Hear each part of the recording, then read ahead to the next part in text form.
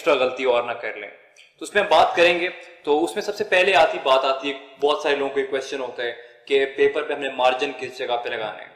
तो अगर हम पेपर पे देखें मार्जिन की बात करते हैं तो उसका कोई पेट रूल नहीं है कि आपने इतनी फिंगर छोड़ के लगाना है या फिर इतना रूलर यहाँ पे रखना है और इतनी इंच छोड़नी है जगह।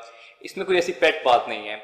उसमें यही है कि अगर ये आपका पेपर है तो इस पे एक तरफ जो मार्जिन है वो तो एफपीएससी ने पहले से लगाई होगी, जो दूसरी तरफ मार्जिन है वो आपने खुद लगानी है।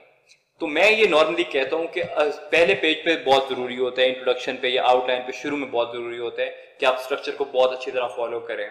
और मैं आउटलाइन का बताता हूं कि आउटलाइन आपकी इस जगह से स्टार्ट होगी और अगले पेज पे जाएगी और अगला पेज आपका पूरा होना चाहिए और यहाँ पे आके आपकी आउटलाइन खत्म हो जाए और उसके बाद आपका इंट्रोडक्शन इस जगह से स्टार्ट हो।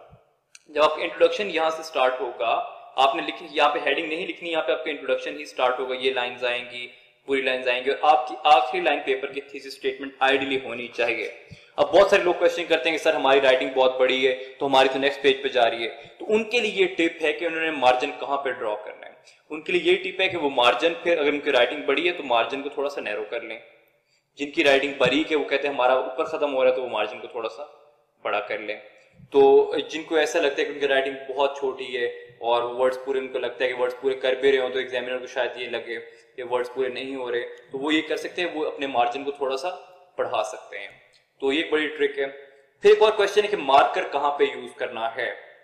एक बात बड़ी जरूरी है समझना कि मार्कर का ऐसे से कोई ताल्लुक नहीं है। ऐसे आपने बोल्ड में नहीं लिखना, आपने आउटलाइन बोल्ड में बनानी है जाकर। जब आपकी आउटलाइन कंप्लीट हो गई, आपका मार्कर साइड पे चला जाना चाहिए, मार्कर की कोई जरूरत नहीं है उसके बाद। तो आपका मार्कर आउटलाइन में कहां कहां पे यूज होगा, आपके हेड में, इंपॉर्टेंट हेड जो आपके सर्कल किए होंगे, इंपॉर्टेंट हेड्स जो हैं उनमें आप मार्कर यूज करेंगे। सब में इंट्रो हो जाएगा, फिर बॉडी वाले पैराग्राफ्स आ जाएंगे और फिर कंक्लूजन आ जाएगा, वहां पे आपने यूज करना अपना मार्कर। उसके अलावा कहीं पे नहीं यूज करना। कहां पे नहीं यूज करना ये मैं बताता हूं। आपने बॉडी जब आपकी शुरू हो गई ऐसे कि तो मार्कर यूज करने की कोई जरूरत नहीं है। बहुत सारे लोग पूछते हैं कि सर हमने ये कोट फैक्ट करना है, हमने ये कोटेशन लिखनी है, तो क्या मैं इसे मार्कर से लिख दूंगा, जस्टिफाई करके तो बड़ा खूबसूरत लगेगा, बड़ा अच्छा इमेज आता है। नहीं, उसकी जरूरत नहीं है। मैंने आपको बताया था कि आपने हमेशा उसको राइटिंग में मर्ज करना है। अगर आपका ये पेपर है तो आपने उसके अंदर ही मर्ज करना है, अपने कोट को मर्ज करना है। आपने पूरा कोट ये लिख दिया, उसमें फिर ये है कि अगर आप इसको कोई थोड़ा सा जस्टिफाई करना चाहते हैं, बोल्ड करना चाहते हैं, आप ये समझते हैं कि कुछ नजर आए इस तरह का कि आपने एक्स्ट्रा किया है, तो आप मार्कर से फिर मत यूज करें। आप इसे किस चीज से यूज कर सकते हैं, आप इसे अपने पॉइंटर यूज कर लें, ब्लू पॉइंटर यूज कर लें, ब्लैक पॉइंटर यूज कर लें।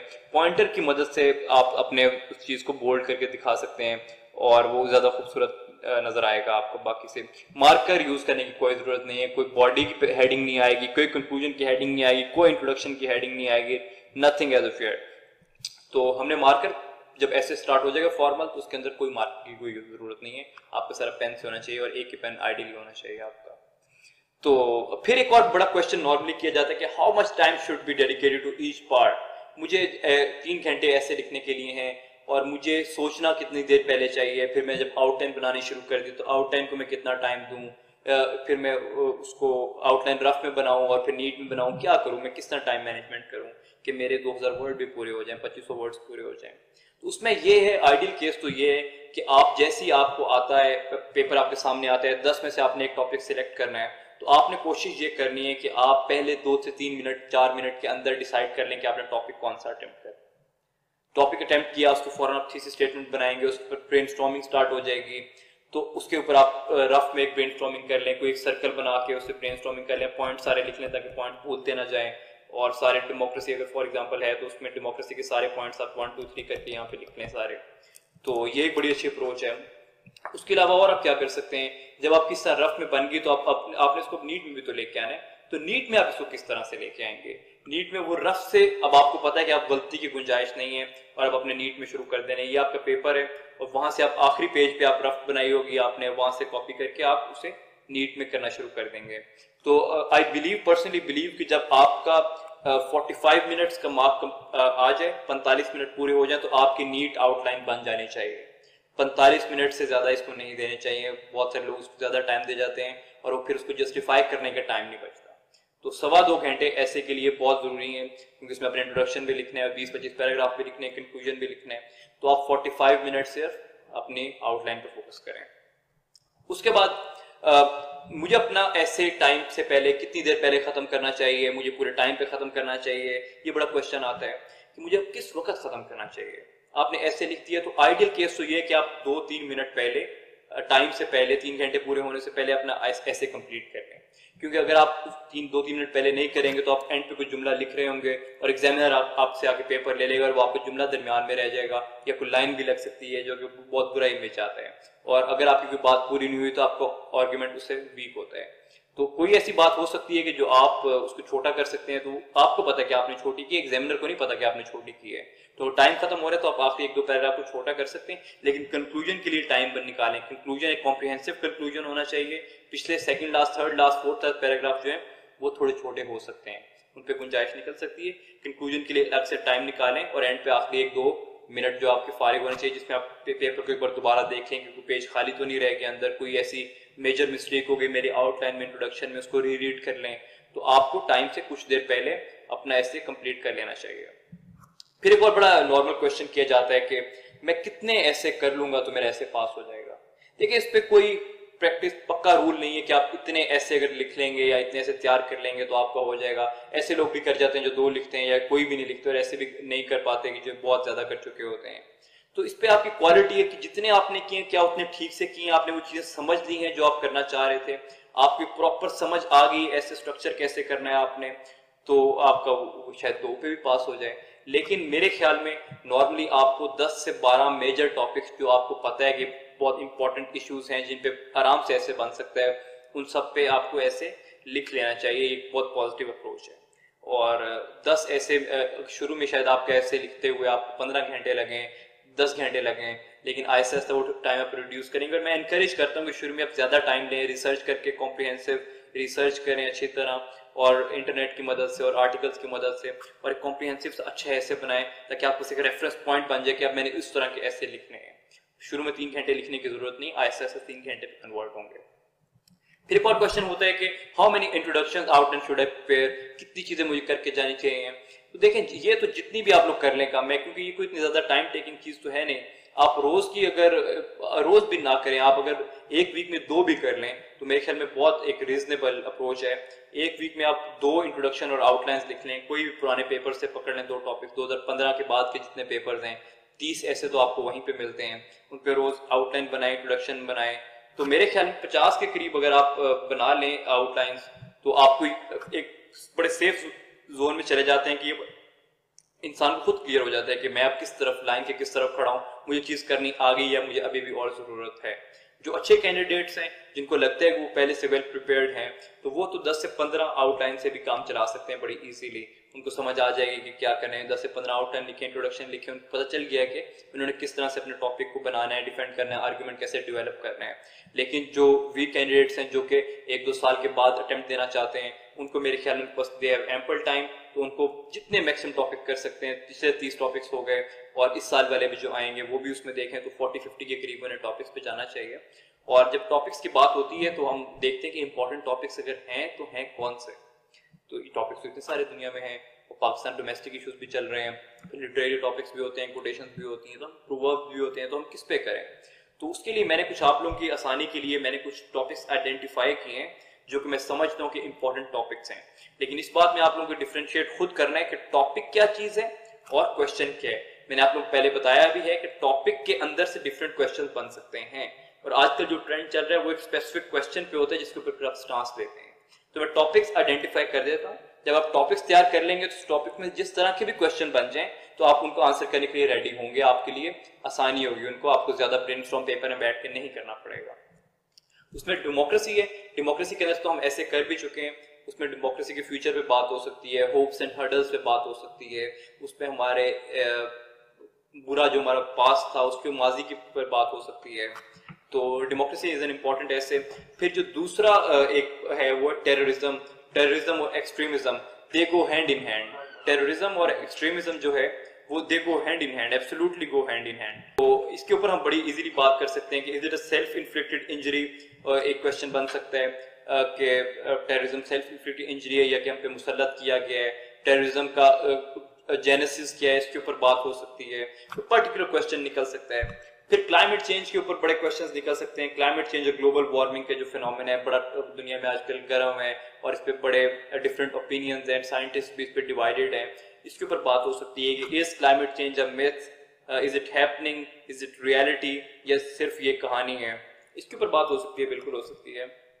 और इसके अलावा क्या बात हो सकती है, और एक और ऐसे ग्लोबलाइजेशन, क्योंकि ग्लोबलाइजेशन का एक दुनिया में वेव चली है 2021 सेंचुरी में, ग्लोबलाइजेशन के ऊपर बड़ी बात हो रही है। तो अब एक एंटाई ग्लोबलाइजेशन का एजेंडा भी दुनिया में सामने आ चुका है, जिसका ब्रेक्जिट हम देखते हैं, एंटाई ग्लोबलाइजेशन की बात हो जाती है। तो ग्लोबलाइजेशन के डिफरेंट एस्पेक्ट्स हैं, इसको भी आप थॉरोली कवर करें, एक्सपोजिशन करें इसकी, इसके फैक्ट्स वगैरह देखेंगे दुनिया में कहाँ कहाँ क्या क्या किया गया है, साइंटिफिक साइड पे क्या किया गया है, टेक्नोलॉजिकल साइड पे क्या किया गया है, इकोनॉमिक साइड पे क्या किया गया है, सोशोलॉजिकल साइड्स पे क्या किया गया है, पॉलिटिकल पे क्या किया है ग्लोबलाइजेशन के लिए, इस तरह की चीजें देख सकते हैं। फिर नेशनलिज्म है, नेशनलिज्म में बात की जा सकती है कि दुनिया में नेशनलिज्म क्यों राइज पे है, अभी एकदम ये ट्रेंड क्यों सामने आ गया है, इस तरह के क्वेश्चंस निकल सकते हैं, इसमें से टॉपिक्स आ सकते हैं। 2017 में बड़ा अच्छा कोई टॉपिक आया था कि minorities afraid no one wants, can nationalism really be inclusive, तो एक बड़ा डिफरेंट सा टॉपिक था। इस तरह के टॉपिक्स और भी निकल सकते हैं इसमें से। Why is nationalism on the rise, what are the solutions, इसके क्या मसले मसाइल के सॉल्यूशंस क्या हैं। फिर अगर हम पाकिस्तान सेंट्रिक हो जाते हैं तो पाकिस्तान सेंट्रिक में हम देखते हैं कि इसमें करप्शन आ जाती है, corruption is being a lot talked about this days, और हमारी जो न्यूली गवर्नमेंट है इसकी कंपेन भी इसके अगेंस्ट थी। तो ये आई बिलीव कि it's a very good topic, जिसके अंदर से एक दो इंपॉर्टेंट क्वेश्चंस निकल सकते हैं, करप्शन को अच्छी तरह देखें। फिर गुड गवर्नेंस की बात हो गई है, करप्शन और गुड गवर्नेंस में बड़ा फर्क है। गुड गवर्नेंस बेसिकली इसकी अपनी डेफिनेशन है, वर्ल्ड बैंक ने दी हुई है, आप उसको सर्च करें। और गुड गवर्नेंस के फिर एलिमेंट्स क्या है, उसको किस तरह से इम्प्लीमेंट किया जा सकता है, उसमें क्या मसले मसाइल है और हम कोप अप कैसे कर सकते हैं, गुड गवर्नेंस की बात हो जाएगी। फिर पाकिस्तान के एनर्जी क्राइसिस की बात होती है कि हमारा एनर्जी क्राइसिस जो है हैज इट बीन सॉल्व्ड, और इस सर्कुलर डेट से कैसे जुड़ा हुआ है, इन दोनों में लिंक क्या है, इस तरह की बिल्कुल बात हो सकती है। और इस पे बड़ा अच्छा क्वेश्चन बन सकते हैं एनर्जी क्राइसिस पे कि फ्यूचर क्या है हमारा, वे फॉरवर्ड क्या है, क्या सोल्यूशन इसका हमारे जो परमानेंट सोर्सेज जो हैं उनमें ही है, या फिर हमें कन्वर्टेबल सस्टेनेबल एनर्जी की तरफ जाना होगा, इस तरह का बन सकता है। फिर वाटर क्राइसिस जो है ये, दिस इज वेरी इंपॉर्टेंट, आजकल हमारी जुडिशरी भी इस पे एक्टिव हुई है, और वाटर क्राइसिस वाकई Pakistan is facing water crisis, and according to some reports के 2025 तक we will be water scarce country. तो वाटर क्राइसिस के ऊपर बड़े क्वेश्चन बन सकते हैं कि क्या हमने पीछे गलतियां कर दी कि हम इस क्राइसिस में आ गए हैं, और अभी क्या सूरत हाल है हमारी, और फ्यूचर में क्या जा सकते हैं, वाटर क्राइसिस क्या होगा, हमने इसको अगर फेस करना है तो किस तरह से मिलजुल के फेस करना है। इसके पे डिफरेंट फैक्टर्स होंगे, इंटरनल फैक्टर्स क्या हैं, एक्सटर्नल फैक्टर्स क्या हैं, इंडिया का हाथ है इसमें, हमारी अपनी मैनेजमेंट इश्यूज हैं, डिफरेंट वेरियस टॉपिक्स इसमें से बन सकते हैं। तो वाटर क्राइसिस वेरी इंपॉर्टेंट। और इसमें फिर जेंडर इक्वालिटी पे बन सकता है, ये मेरे ख्याल में हर साल एक जेंडर पे जरूर आता है ऐसे, और आई बिलीव कि इस साल भी आएगा। Gender equality is a myth पे आ चुका है, इस तरह feminism is not problem third world only, इस तरह का बन सकते हैं। तो जेंडर पे मेरे ख्याल में जो जिन लोगों का जेंडर सब्जेक्ट है उनको जेंडर इक्वालिटी वाला बहुत अच्छी तरह प्रिपेयर करना चाहिए, क्योंकि वो बड़े सेफ जोन में चले जाएंगे जेंडर प्रिपेयर करके। इसमें फिर इनकी डिफरेंट वेव्स आई हैं, तो फर्स्ट सेकंड थर्ड जेंडर की वेव्स हैं, उसके ऊपर बात हो सकती है। तो gender is very important topic too. और फिर हम देखते हैं CPEC and OBOR, this is extremely important. CPEC जो है वो अभी पिछले 3-4 सालों से बात इस पे की जा रही है, पेपर्स बड़े सीपेक सेंट्रिक होते हैं। क्या हमारे इस पे एक्सपोजिशन क्या है, इसके फैक्ट्स फिगर्स क्या है, इसके डिफरेंट प्रोजेक्ट्स क्या हैं, एनर्जी प्रोजेक्ट्स क्या हैं, इंफ्रास्ट्रक्चर प्रोजेक्ट्स क्या हैं, एंड वेरियस अदर थिंग्स। तो एक तो इसका एक्सपोजिशन वाला पार्ट हो गया कि सीपेक है क्या, इसकी होप्स और हर्डल्स क्या हैं, और फिर एक इसके ऊपर आप डिस्कशन जनरेट हो सकती है, कोई डिफरेंट टॉपिक आ सकते हैं कि is China going to be another East India Company in Pakistan, इस तरह का क्वेश्चन बन सकते हैं, इस पे आपका ओपिनियन लिया जाएगा और आपने प्रूव करना है इसको। तो सीपेक और फिर ओबोर दे गो हैंड इन हैंड, ओबोर का एक पार्ट है, फ्लैगशिप प्रोजेक्ट है सीपेक, इनके ऊपर बात हो सकती है। सीपेक को बड़ी अच्छी तरह प्रिपेयर करना है सबने, बड़ी अच्छी तरह कोई फैक्ट गलत नहीं करना। और फिर ह्यूमन राइट्स के ऑब्वियसली इश्यूज हैं, फ्रीडम ऑफ स्पीच उसमें आ जाता है, राइट टू मूवमेंट आ जाता है, राइट टू इंफॉर्मेशन हो जाता है इसमें, और डिफरेंट यूएनओ के इसमें बातें आ जाती हैं। तो ह्यूमन राइट्स को बड़ी अच्छी तरह किया जा सकता है। जो खासतौर पे लॉयर्स हैं वो इसको बड़ी अच्छी तरह देख सकते हैं, कॉन्स्टिट्यूशन की हेल्प लेके देख सकते हैं, यूएन के चार्टर लेके देख सकते हैं, तो उनके लिए बड़ा अच्छा टॉपिक है ये। फिर यूएनओ जो है खुद से अलग से एक टॉपिक है कि यूएनओ क्या है, इनके क्या फील्ड वेंचर्स रहे हैं, क्या इनके पॉजिटिव चीजें रही हैं, यूएन को हम इम्प्रूव कैसे कर सकते हैं, क्या मसले मसाइल इसमें अभी भी रह गए हैं, तो यूएन पे बात हो सकती है, बिल्कुल इस पे ऐसे आ सकता है। फिर एक और मैं समझता हूँ कि थूसीडाइड्स ट्रैप, जो कि एक कॉन्सेप्ट है, जो कि एक बड़ा पुराने रियलिस्ट थेरिस्ट थे जिन्होंने ये कॉन्सेप्ट दिया थूसीडाइड्स ट्रैप का, कि दुनिया में अगर एक पावर पहले से एग्जिस्ट कर रही है और दूसरी पावर बढ़ती सामने आ रही है तो कॉन्फ्लिक्ट इज इनएविटेबल, कॉन्फ्लिक्ट होगा ही होगा। तो थूसीडाइड्स ट्रैप पे बात हो सकती है, ईस्ट वर्सेस वेस्ट पे हो सकती है, रिसर्जेंस ऑफ रशिया पे बात हो सकती है, चाइना के राइज पे बात हो सकती है, बिल्कुल हो सकती है, आप इसको भी ज़हन में रखें। I think this is very important too. और फिर क्लैश ऑफ सिविलाइजेशन पे बात हो सकती है कि शायद अब कैपिटलिज्म और कम्युनिज्म की जंग तो नहीं रही, सिविलाइजेशन की जंग स्टार्ट हो गई है, मुस्लिम वर्सेस वेस्ट हो सकती है, इस्लाम वर्सेस वेस्ट हो सकती है, इसमें बिल्कुल हो सकती है। उसमें फिर चाइना और यूएस की सिविलाइजेशन की बात हो सकती है, उसमें डिफरेंट फिर इजिप्शियन सिविलाइजेशन आ जाती है, उसमें फिर सब कॉन्टिनेंट की डिफरेंट हेरिटेज है, तो मिडिल ईस्ट की अपनी डिफरेंट है, तो वो और रशियन और आर्मीनियन की बात हो सकती है, क्लैश ऑफ सिविलाइजेशन पे आ सकता है, इंपॉर्टेंट इसमें से निकल सकते हैं टॉपिक्स। फिर एक बार हम पाकिस्तान सेंट्रिक अगर दोबारा जाते हैं तो हम देखते हैं कि socio economic problems of Pakistan, इन पे भी हो सकती है। मेरे ख्याल में education, health and poverty, this are very important issues, और इनके ऊपर एक ऐसे जरूर बनेगा। आई बिलीव कि पिछली बार एजुकेशन अगर बना है तो इस बार हेल्थ और पॉवर्टी जो है ये बड़ा टारगेट हो सकता है, तो आप हेल्थ और पॉवर्टी पे बड़ा फोकस कर लें और इनको बड़ी अच्छी तरह डिटेल में देख लें, पॉवर्टी के क्या मसले मसाइल है, लोगों पे इम्पैक्ट क्या होते हैं, वो टेररिज्म की तरफ भी लेके जाती है और वो हमारी स्टंटेड ग्रोथ भी होती है, पॉवर्टी और health go hand in hand, इस तरह की चीजें आप इसमें डिस्कस कर सकते हैं। बिल्कुल, तो ये चीजें तो हमें पता चल गई कि ऐसे कौन कौन से इंपॉर्टेंट है टॉपिक्स, कौन कौन से इंपॉर्टेंट हैं। तो अब लोग पूछते हैं कि अब हमने सब चीजें तैयार कर ली हैं, तो अब हम आखिरी दिन ऐसे की तैयारी के लिए क्या करें, आखिरी दिन हम बैठे हैं, अब हम क्या करें, हम सारी चीजें तो नहीं रिवाइज कर सकते, पूरा सारा सिलेबस तो नहीं पढ़ सकते, ऐसे का तो सिलेबस है ही कोई नहीं, आपको पता ही नहीं आना क्या, तो हम रिवाइज क्या करें आखिरी दिन। आखिरी दिन आपने कुछ भी नहीं करना, आखिरी दिन आपने मेरी सारी वीडियोस देखनी है दोबारा और आपको पता चल जाएगा कि आपने क्या करना है। आपको सिर्फ स्ट्रक्चर दोबारा रिवाइज करना है, कुछ पढ़ने की और जरूरत नहीं है। सोने से पहले आप आखिरी 1 घंटे में आपको शेक्सपियर की किताब पढ़ लें, कुछ लिटरेरी रीडिंग कर लें, जिसके क्योंकि एक थ्योरी है कि अगर आप रात को जो अच्छी चीज पढ़ के सोते हैं सुबह वो आपकी राइटिंग में रिफ्लेक्ट होती है, तो अगर अच्छी राइटिंग पढ़ के सोएंगे तो सुबह आप बड़ा अच्छा रिफ्लेक्ट कर सकते हैं। तो आपने सिर्फ आखिरी दिन यही करना है। और एग्जाम के दिन आपने क्या करना, सुबह उठ के आपने नमाज पढ़नी है और आपने कुछ नहीं करना, नमाज पढ़नी और दुआ करनी है कि आपको जो पेपर आए वो पेपर आपको आता हो, और बिल्कुल स्ट्रेस फ्री होकर जाने, रिलैक्स करना, जाके अल्लाह का नाम लेके पेपर शुरू करने और बिल्कुल इजी होकर करना है। आपको जरूर उसमें से पहली शायद नजर में आपको ना लगे कि आपको उसमें से 2-3 टॉपिक्स आते हैं, लेकिन जब आप 2-3 मिनट देंगे तो आपको नजर आने लग जाएगा कि आपको कौन कौन सी चीजें इसमें आती हैं। शुरू में देख के पैनिक नहीं करना, एकदम उठ के आ नहीं जाना वहां से कि ये कैसा पेपर आ गया, आपने फोकस करना है उस पर, और जरूर सबको 2-3 टॉपिक्स आते होंगे, आपने तैयारी की है, सबने ये वीडियोस देखी है, इंशाल्लाह हेल्प मिलेगी और आपने उसको बड़ा रिलैक्स होकर करना है, और इंशाल्लाह wish you all best of luck और बड़े जबरदस्त आपके एग्जाम्स होंगे। With this I thank you all.